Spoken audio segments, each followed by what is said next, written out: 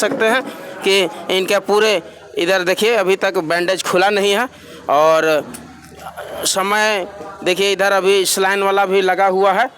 तो हाँ देखिए इनका कितना बेरहमी से पुलिस प्रशासन ने वार करा है। देखिए लाठियों का डंडा अभी भी 3-4 दिन हो गया लेकिन फिर भी अभी दिख रहा है। जी दादा, सुने हैं कि आपको बर्बरतापूर्ण तरीके से लाठियों से प्रहार किया गया। आपको मंदी के पीछे आड़ में गुंडागर्दी झारखंड में कायम है और रामगढ़ में कायम है। माताएं रो रही हैं, बहनें रो रही हैं, पूरे आम जितने भी ग्रामीण हैं वो सारे लोग रोष में हैं, आक्रोशित हैं। हमने मामला समझा, उनको ढाढ़स बंधाया, उनको हिम्मत बंधाया कि भाई हम लोग आपके साथ लड़ने के लिए आए हुए हैं, आपके साथ हम कंधे से कंधा मिलाकर लड़ेंगे और आपको और हक और अधिकार दिलाने का हम लोग काम करेंगे। अगर अज्ञात वाहन से घटना हुई थी तो एसपी साहब ने अभी पीसीआर चालक को सस्पेंड किया है। क्या वो बता सकते हैं कि क्यों सस्पेंड किया है? न्याय कैसे दिलाएगी? जो वहाँ के आदिवासी मुखिया थे वो प्रशासन से मिले हुए थे, जो जेएमएम के जिला अध्यक्ष हैं वो प्रशासन से मिले हुए थे, जो पूर्व विधायक आंदोलनकारी कथित आंदोलनकारी ममता देवी हैं वो प्रशासन के साथ मिलकर इस मामले को लिपापोती करने का प्रयास कर रही थी। तो कोई जोहार, नमस्कार।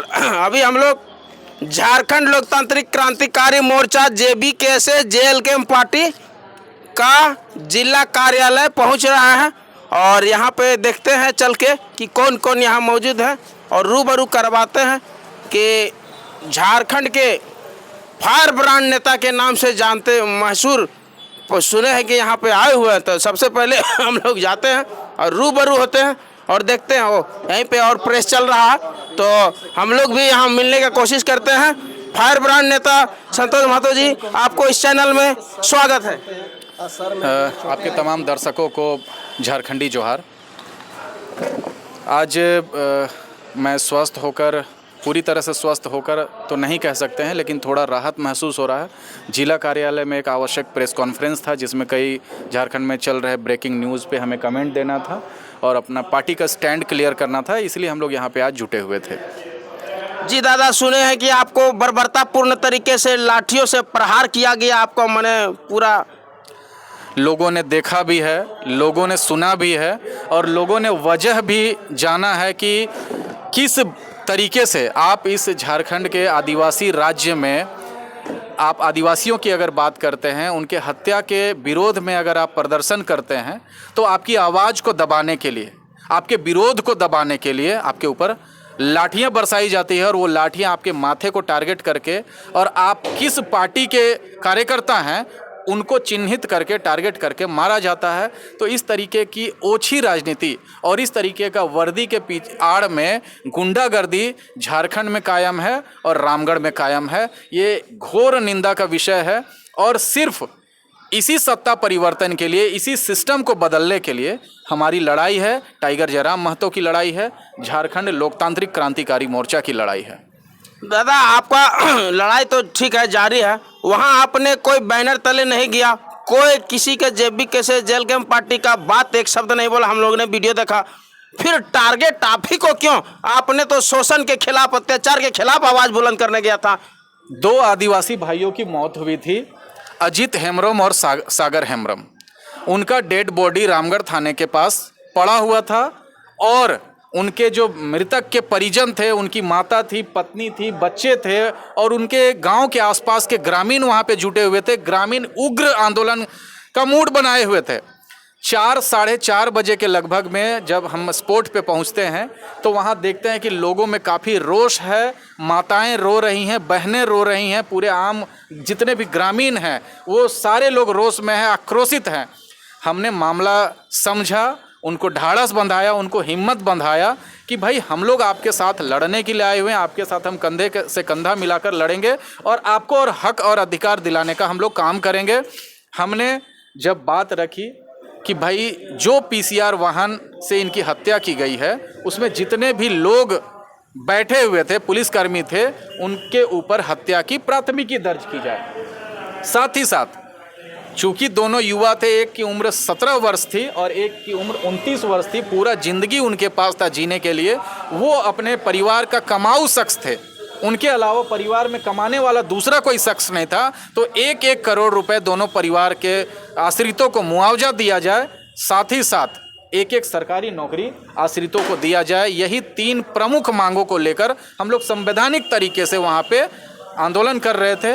इस आंदोलन को दबाने के लिए इन्हीं के समाज के, इन्हीं कथित आदिवासी समाज के नेता विनोद किस्कू वहाँ पे आते हैं, ममता देवी आती है। ये वही ममता देवी है जो 2019 के चुनाव में आंदोलनकारी लिखकर अपना प्रचार प्रसार कर रही थी, और ये दोनों आकर पुलिस प्रशासन की मदद करने का प्रयास करते हैं और इस हत्या के जो घटना है उसको सामान्य जो दुर्घटना है, सड़क दुर्घटना है, उसका रूप देने का कोशिश करते हैं। हम लोग इसका पुरजोर विरोध करते हैं, और प्रमुख रूप से इसका पुरजोर विरोध करने वाले वहीं के संथाली भाई थे, उन्हीं मृतक परिजनों के सगे संबंधी थे, रिश्तेदार थे, और उनके गांव के लोग थे जिन्होंने अपने आंखों से उस घटना को देखा था कि किस तरीके से पीसीआर के चक्के के नीचे उन दोनों आदिवासी भाइयों को कुचलकर मौत के घाट उतार दिया गया था।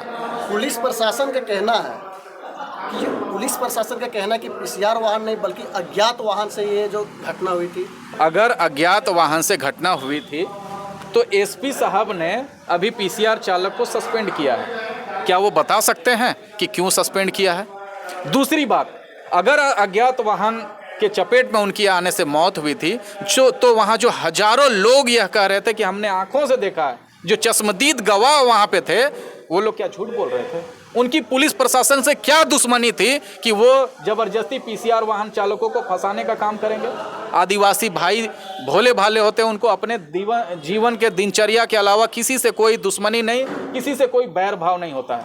अगर हजारों की संख्या में वहाँ लोग जुटे हुए थे, जो लोग का साफ कहना था कि उन लोगों ने अपनी आंखों से प्रत्यक्ष रूप से देखा था कि पीसीआर ने ही दोनों युवकों को कुचलकर और वहाँ से मामले को दबाने के लिए भाग गए थे वहाँ से, तब दूसरी तरफ जो ममता देवी और जो विनोद किस्कू वहाँ पर पुलिस प्रशासन के समर्थन में खड़े थे और इस मामले को सड़क दुर्घटना का रूप दे रहे थे, वही एक दिन के बाद पत्र लिखने के लिए और अपना मुंह चमकाने के लिए हेमंत सोरेन के पास जाती है कि सीधी टक्कर में मौत होती है। भाई, अगर हम गलत बोल रहे थे तो आप उस समय हमसे असहमत थे, बाद में आपको क्या चेतना महसूस हुआ? क्या आपका आत्मसम्मान जागा? क्या आप में इंसानियत जागा कि आप इस बात को स्वीकार किए? कम से कम 500 लोग वहाँ पे जुटे थे और 10 से ज़्यादा लोगों ने अपनी आंखों से पीसीआर वाहन को देखा था, और वहाँ पे पीसीआर वाहन का बम्पर आज भी घटनास्थल पे गिरा हुआ है, नंबर प्लेट गिरा हुआ है। अगर कोई स्वतंत्र जांच एजेंसी से इसकी जांच कराई जाए तो निश्चित रूप से इसमें रजरप्पा थाना प्रभारी और गोला थाना प्रभारी किस तरीके से अवैध कोयले के कारोबार में जुड़े हुए हैं, किस तरीके से विनोद किस्कू और ममता देवी जुड़े हुए हैं, इसका पटाक्षेप हो सकता है। क्या लगता है दोनों आदिवासी भाई को आदिवासी की सरकार न्याय दिलाएगी? न्याय कैसे दिलाएगी?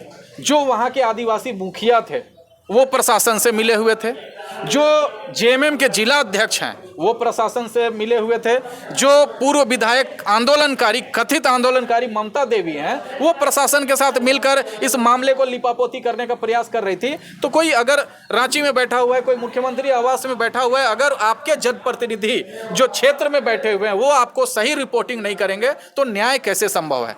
लेकिन आप वीडियो विजुअल्स में देखिए, फुटेज में देखिए, उनके आश्रितों से बात करिए, मृतक के परिजनों से बात करिए, बिना किसी दबाव के बात करिए, तो वो आपको बताएंगे कि किस तरीके से उन 2 आदिवासी युवकों की निर्मम हत्या की गई है।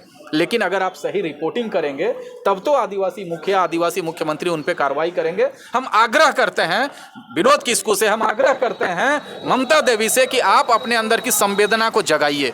आप सोचिए कि अगर मरने वाला क्या आपका भाई होता, आपका पति होता, आपका बेटा होता, आपका कोई रिश्तेदार होता, तो क्या आप इसी तरीके से आंखें मूंद कर अपनी संवेदनहीनता का परिचय देते हुए आप पुलिस प्रशासन की मदद करते? मरने वाला युवक की पूरी जिंदगी बची हुई थी, वहाँ पर मौजूद घटनास्थल में उनकी 2 साल की एक बेटी भी आई हुई थी। आप उनके भविष्य के बारे में सोचिए। उनके परिवार का एक लौता चिराग बुझ गया है, उनकी पत्नी के माथे का सिंदूर मिट गया है।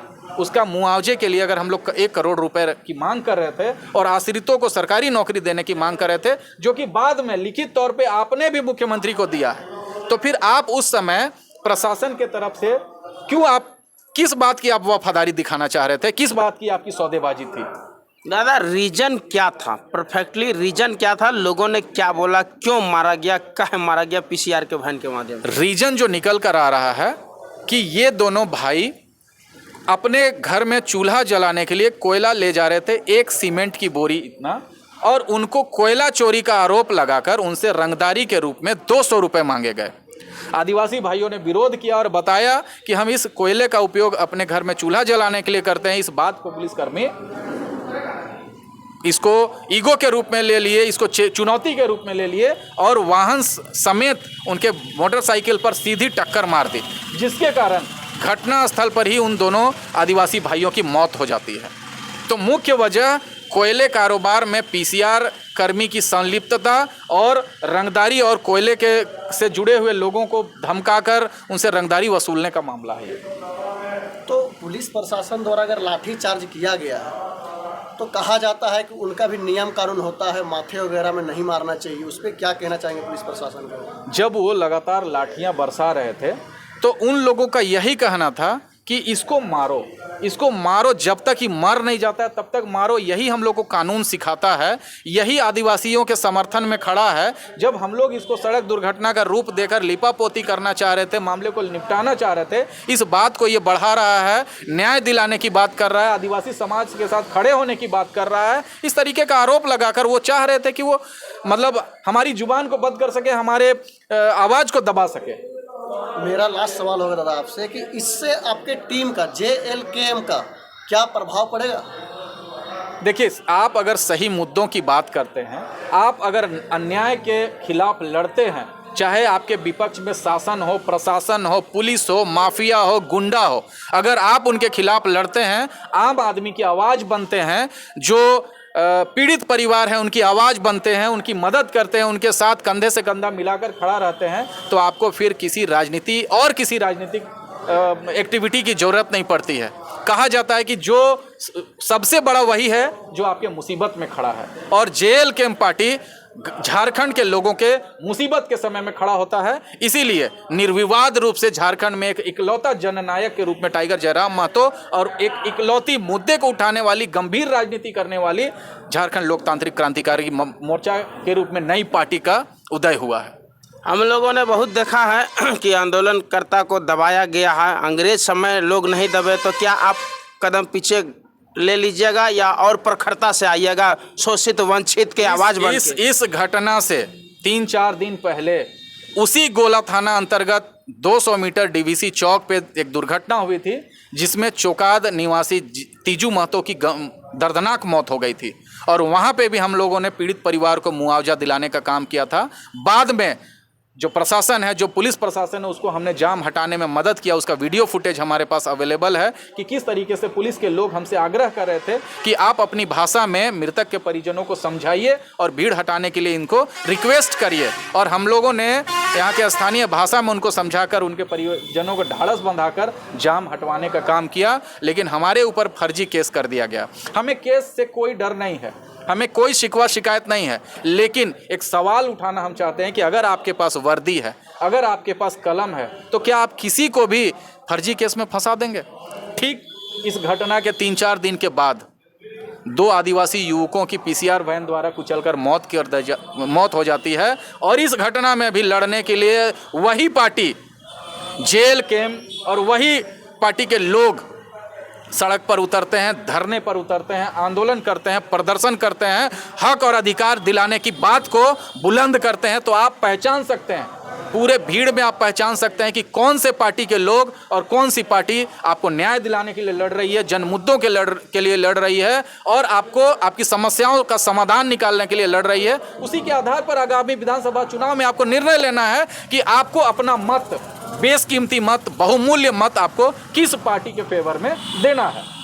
जिस तरह से आप रामगढ़ विधानसभा में अग्रेशन के तहत काम कर रहे हैं, इस अग्रेशन को लेकर के आप तमाम दर्शकों को क्या संदेश देना चाहेंगे? देखिए, हमारा जो एग्रेशन है, हमारा जो उत्साह है, हमारी जो बेबाकी है, हमारी जो निडरता है, उसका वजह है कि हमारे पीछे हमारे अभिभावक टाइगर जयराम महतो खड़े हैं, और उन्होंने स्पष्ट कहा है, अहिंसा परमो धर्म, धर्म हिंसा तथैव च, यानी अहिंसा परम धर्म है, लेकिन अगर धर्म के लिए हिंसा भी करना पड़े तो वो भी परम धर्म है। हम संवैधानिक रूप से प्रदर्शन करते हैं, हम अपनी संवैधानिक तरीके से धरने पर बैठते हैं, लेकिन हमारी आवाज हमेशा बुलंद होगी, बेबाक होगी, क्योंकि हम बिना सत्यता की जांचे किसी भी आंदोलन का समर्थन नहीं करते हैं। जब हम वहां जाते हैं, अपने तरीके से तफ्तीश करते हैं, जांच पड़ताल करते हैं, मुद्दे को निकालते हैं और समझते हैं कि वाकई में यहाँ पे किसकी गलती है या इस समस्या का समाधान कैसे निकलता है। जब हम आपस में डिस्कस करते हैं, लीगल एडवाइस लेते हैं, तब जाके हम अपना स्टैंड क्लियर करते हैं। इसलिए हम लोग बिना